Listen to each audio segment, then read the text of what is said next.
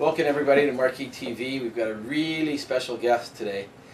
Alan Meadows from Berghound. For those of you who may not be familiar with Alan, for the last 10 years he has been writing about just Burgundy and now moving into New World Pinot Noir. And he has an online subscription base. It's read around the world and incredibly knowledgeable. He's been going to Burgundy for I think 30 years. So Alan, welcome to Vancouver. Thanks very much. Great to be here, John. Yeah, we went for dinner last night at Chambar, and you had a glass of Joie Unoaked Chardonnay. Pretty good. It was excellent. Yeah, Heidi and Michael have been making wine for about 5 years, and they've done a great job. So Alan's in town for 6 Burgundy events we're doing on the weekend, but we're going to do a little taste up of a little Macon and a little Bourgogne Rouge. But let's, everybody thinks Burgundy is real, super expensive, really high end. Talk about some of the great values that are in Burgundy, because they're out there. They are out there. You have to look for them. Oh, you have to look. They are out there. The problem when you have a region where you have certain celebrated wines, typically the Grand Crus, that are extremely expensive, that those often color the perception of the regional wines, which are typically offer great value, they're accessible, you don't have to wait 15 years for them to come around, and when you're on a Tuesday night and you just want something good to drink, you don't feel like you're robbing the cradle by opening something that you would drink for its fruit. Absolutely. Here's one of the things that I love about white and red Burgundy. I'm looking at the back label of the Bachelet Bourgogne Rouge, and it's 12.5% alcohol. Now here's a story. I was in Burgundy last year. I was eating at Comptoir de Tonton, which is just down the street from Cave Madeleine. Started at 8 in the morning, finished at 6 at night. I was bagged. I was going to have dinner with a buddy of mine, and I just didn't want to have dinner. Anyway, we did. Ordered a bottle of 04 Roumier, Chambol. And, 04, decent vintage. He's a great producer. I had about 2 sips of the wine, and all of a sudden, it was like I had Red Bull. I was rejuvenated, and we ended up having dinner till like 10:30, 11 o'clock, and I was fine the next day after being completely exhausted. Lower alcohol, not so heady. I don't know, has that ever happened to you? Sure, absolutely. Yeah. Because New World wines, a lot of people justify the high alcohol by saying that they can't get, this is a fancy term, phenolic ripeness.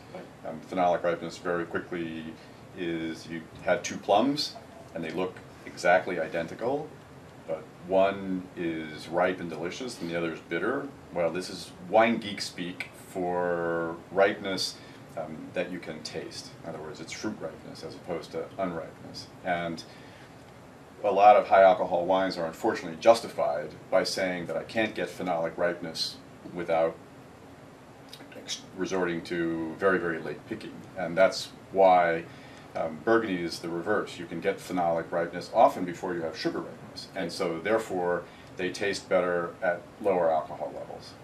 Anyway, that was the first time that ever happened to me. It was fascinating. So we're going to taste this 2008 Olivier Merlin Le Macon Le Roche Veneuse from the Macon. We both know Olivier. He's a real character. Talk about the Macon, talk about Olivier and the region of the Macon, why it has such good value to it. The Mâconnais, as it's called, it's actually, the region itself is called Macon, but when you talk about those things that are within the region, either the people or the specific wine regions, they refer to as the Mâconnais.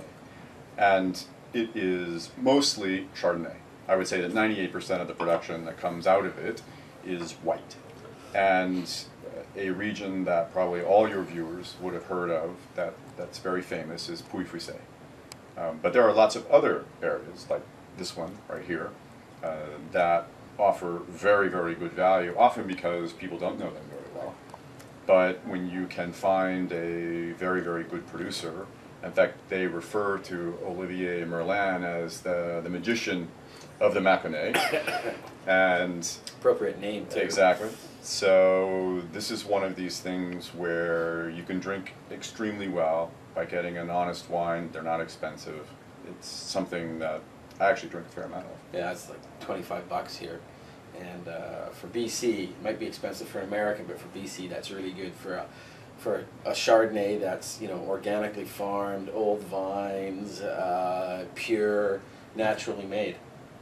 The labeling convention in the Mâconnais can be confusing, but because there are, at last count, something like 41 different villages. Right. And so this is actually where Olivier lives, and it's called the Mâcon La Roche Veneuse, which literally means the winey rock, and it is known for its minerality.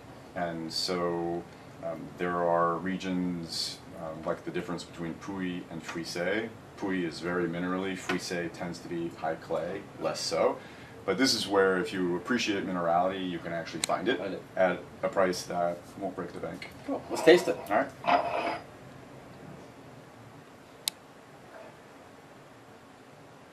Color's quite light, but don't be fooled by that because there's a ton of stuff going on in the nose. Is it very cold too? It's better when it warms. I'm gonna, as for medicinal purposes, I'm gonna drink it. What do you think? It's actually super clean. Yep. No oak. Also, the alcohol aspect we talked about, you can't smell it. That's always a bad sign when the alcohol is so strong you can smell it as opposed to taste it. But this is super clean, has enough complexity. There's also just a touch of austerity on the finish. A lot of people find that austerity is one of those words where I'm not sure that's a compliment for the wine, but actually as soon as you put this with food, that little bit of austerity on the end becomes a real attribute. Yep. Because it finishes clean, and so your palate is ready for the next bite of food, and that's super. The French version of the name escapes me. What do they have in between courses in Japan to cleanse the palate? Tsunono? What's the name? Ah, I can forget. Anyway, doesn't. I love the minerality and the freshness and the real tart lemon notes to it. Now, for those of our viewers that want to learn a little bit more about Burgundy and understand the classifications, talk about the classifications for just a moment. You're talking about the hierarchy? Yeah. Yeah. Well, Burgundy, because the French being the French, categorize everything. I mean, it doesn't matter what it is, it's categorized. It's what the French themselves call Cartesian, after cart like a map. Well, it's that kind of organization. Well, Burgundy has 4 levels to it, and there's a regional level, which is called Bourgogne, and so that's about 65%